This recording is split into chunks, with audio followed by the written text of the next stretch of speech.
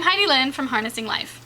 Today I'm going to talk about verbal abuse and how it affects your brain and your body.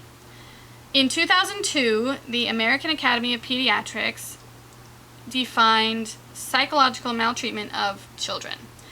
And this is how they defined it.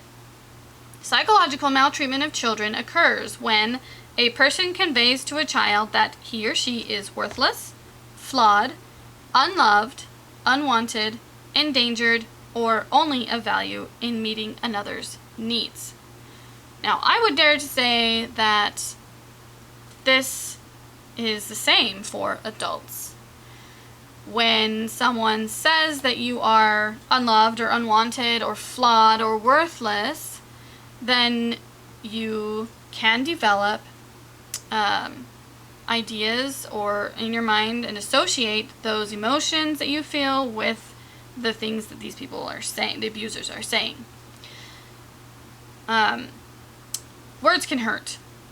We know that. We've been told that.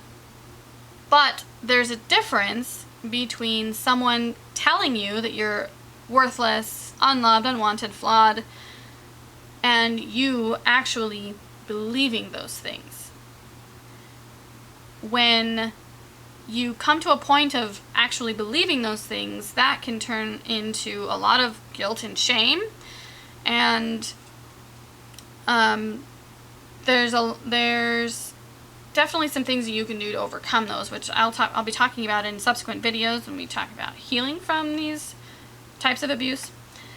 But it can have a significant impact on your life. Now, because of science, we know that there are things called neurogenesis and neurological neuroplasticity. That's what it's called. Neurogenesis and neuroplasticity. So what those mean, in a nutshell, is that your brain can change. And it continues to change through your entire life. How wonderful is that? So when we have abuse as a child, when we experience abuse as a child, it sets the stage for the rest of our life, but it doesn't have to define us for the rest of our life. That is powerful.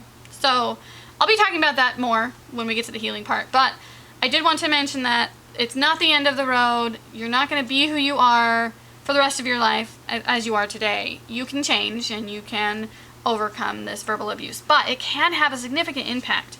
So some of the things that verbal abuse impacts in our lives, I have my cheat sheet here that I wrote down some specific thoughts that I wanted to share. Something that I thought was interesting was that physical pain and emotional pain light up the same in our brains. So there's been studies and tests done on people as far as physical pain and emotional pain, and it's felt the same way in the brain as far as the brain is concerned, which I find fascinating. Also, verbal abuse can and does change a developing brain. So especially with children, it can be, it sets the stage, like I mentioned earlier. It really does set the stage. And as children, since we are learning and developing and we don't have a concrete view of the world yet, and we're being taught how to be a decent human being or how to not be a decent human being, then your brain builds itself in whatever way that we're taught as children. Now, because we know about neurogenesis and neuroplasticity, those things can change, but it is rather difficult, and it does take a lot of time. Also, studies show that verbal aggression trumps verbally expressed love. Now, this can be a hard concept because with abuse situations, when one parent is the abuser and the other is full of love and has a really good relationship with the child, the loving relationship does not negate the abusive relationship.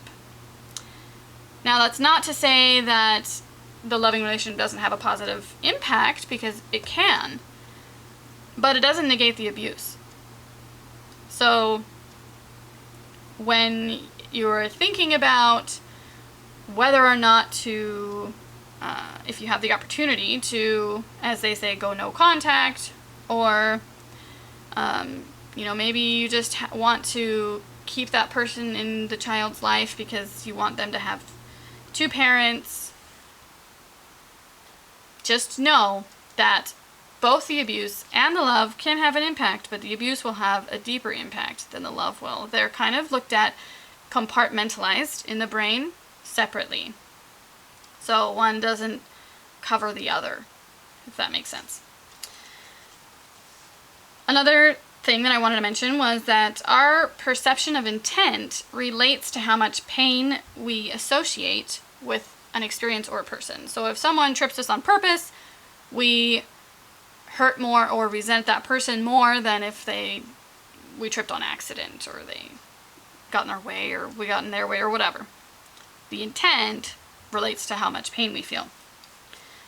Also, abuse, verbal abuse, can be internalized as children or even as an adult. And so over time we continue to self-sabotage, and it becomes a cycle. And it's hard to get out of the cycle, but not impossible. Symptoms from verbal abuse can be depression, mood swings, lowered self-esteem, misplaced guilt, isolation, loneliness, and PTSD. Thanks for watching, and feel free to like and share, and I'll see you in the next video.